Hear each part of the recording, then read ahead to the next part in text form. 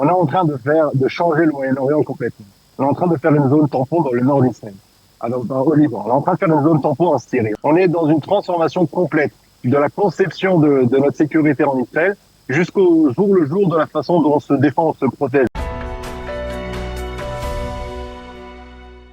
Je pense que nous sommes en ligne avec Netanel Slama. Netanel, bonjour Bokertov. Bonjour Daniel, comment allez-vous? Merci, nous ça va. On voulait savoir comment vous alliez dans le Shomron, en Samarie, puisque la Samarie a été, on va dire, le théâtre de plusieurs alertes depuis ce matin.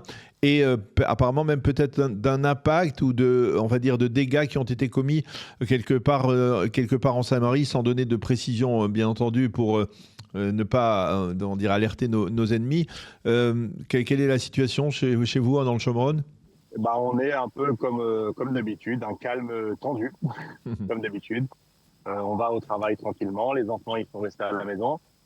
Et effectivement, il y a eu aussi le porte-parole de la région de Samarie a dit qu'il y avait eu 3 maisons qui ont été touchées. On n'a pas encore plus de détails, mais on en aura par la suite. Mais on est spectateur du spectacle, du théâtre qui est en train de se passer aujourd'hui au Moyen-Orient. C'est une attaque iranienne qui essaye de rapprocher son sort avec le sort du Liban et le sort d'Israël avec le sort américain. Et c'est, on va dire, une journée comme les autres. Voilà. Nous sommes en guerre depuis 3 ans maintenant. Et aujourd'hui, c'est l'Iran. Et il faut... sûrement... Il faut souligner, Netanel, que les Iraniens, dès hier, avaient menacé de frapper plus spécifiquement ce qu'ils avaient appelé les territoires occupés. Alors, on ne sait pas si c'est les territoires occupés, c'est l'ensemble de l'État d'Israël, ça pourrait être le cas pour eux, mais on peut supposer que ça soit plus spécifiquement la Judée et la Samarie. Et apparemment, ils essayent de tenir parole, quoi, d'une certaine manière. Alors, vous savez, c'est très marrant qu'on vous dise ça, parce que à Be'eri, les terroristes, le 7 octobre, quand ils sont rentrés dans les maisons des kibbutzim à Be'eri, ils ont dit on est maintenant dans les maisons des colons de Mitnahalim. Donc, pour n'importe quelle personne qui est contre Israël, tout Israël ne doit pas exister, que ce soit à Élie, que ce soit à Tel Aviv, que ce soit à Haïfa, que ce soit à Netanya ou même à Jérusalem. Donc pour eux, les territoires occupés, c'est tout Israël. Donc eux, c'est tout Israël qu'ils veulent détruire, c'est pas seulement ma maison à Élie ou celle des autres auditeurs d'importance en Israël.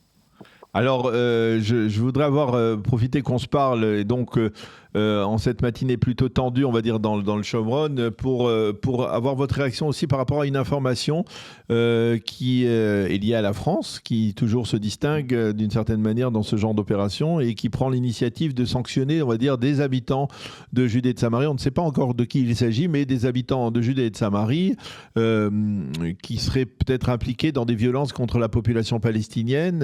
Vous avez entendu parler de cette décision de la France ? Non, pas du tout entendu parler de cette décision de la France, et peut-être qu'ils devraient regarder vers Salah Haouri, qu'ils accueillent en France, qui lui aussi a vraiment effectivement fait des violences contre la population.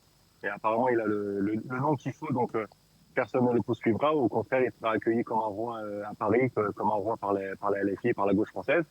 Mais ces sanctions-là, on l'a dit plusieurs fois, je l'ai dit plusieurs fois sur cette antenne, elles ne nous affectent pas, elles ne touchent pas. Ils veulent rester spectateurs et du mauvais côté de l'histoire, quand notre histoire est en train de se faire, c'est leur problème. Qui se débrouillent avec leur volonté, leurs sanctions. On se débrouillera avec, on se débrouillera sans. Ça fait bien longtemps, très bien longtemps qu'on n'attend plus rien de la France et quelque chose de logique de leur part. Alors, et quelle serait votre réponse, la réponse des habitants du Shomron, de la Judée et de la Samarie en général, à une telle initiative de sanctions contre des habitants de ces localités ? Pour l'instant, vous dites ça ne nous intéresse pas. On a des missiles sur la tête. On a nos frères et nos soldats qui sont au Liban, qui sont à Gaza, qui sont en Syrie. On est en train de changer le Moyen-Orient complètement. On est en train de faire une zone tampon dans le nord d'Israël, au Liban. On est en train de faire une zone tampon en Syrie. On est en train de grignoter pourcent par pourcent la bande de Gaza. On est en train de complètement se transformer. On est dans une transformation complète de la conception de notre sécurité en Israël jusqu'au jour le jour de la façon dont on se défend, on se protège, de la façon dont aussi on s'approche des Palestiniens, de la façon qu'on a de traiter tous ces sujets-là. Alors, dans un salon parisien, il y a un qui va penser que nous ne sommes pas encore tout à fait en relation avec tous les traités de Genève et les traités de Rome. eh ben, c'est leur problème. Franchement, on a d'autres chats à fouetter. Ce matin, je me suis retrouvé à 7h30 à courir au Mamad, à réveiller mes enfants, qui maintenant, ils sont plus surpris d'entendre des azakos, c'est-à-dire des sirènes. On est dans un quotidien qui est complètement différent. Si en France, pour eux, le problème, c'est nous, bah, c'est leur problème. Qu'ils aillent s'occuper de leurs problèmes à eux. Ils ont aussi leurs problèmes à eux. Hein. On ne peut plus gagner une Ligue des Champions sans brûler la moitié de Paris. Donc si c'est ça qui vraiment les dérange, le fait que moi j'habite à Élie, bah, ça les dérange, bah, qu'ils soient dérangés, nous on restera chacun dans notre vie. On est en train de construire autre chose qui est beaucoup plus important que les sanctions françaises contre les habitants israéliens. Eh bien, Netanel Slama, merci beaucoup de nous avoir un peu donné on va dire d'une certaine manière, la situation qui règne actuellement en Samarie. On le voit, effectivement, il y a eu des alertes ce matin dans le Shomron, mais vous semblez rester très stoïque et très clairvoyant concernant l'avenir du Shomron et en tout cas l'issue de cette nouvelle confrontation entre Israël et l'Iran. Merci beaucoup d'avoir été avec nous ce matin. Une des vraies nouvelles du Shomron cette semaine, c'est que Smotrich a enfin accepté de donner une réduction d'impôt pour les habitants du Shomron à 7%. Et on a autorisé à peu près une centaine d'implantations dans le Shomron. Donc aujourd'hui, le Shomron, la Samarie, va faire devenir une partie intégrante de l'État d'Israël. Donc cette séparation ne servira à rien et ça ne servira à plus personne puisque maintenant nous sommes une partie du peuple d'Israël, une partie de l'État d'Israël. Et nous sommes fiers d'appartenir à cette histoire-là, à ce changement-là de l'histoire. Et je vous remercie, Daniel, de m'avoir fait passer à l'antenne. Je vous souhaite une bonne journée, que vous ayez toujours que des bonnes nouvelles à annoncer.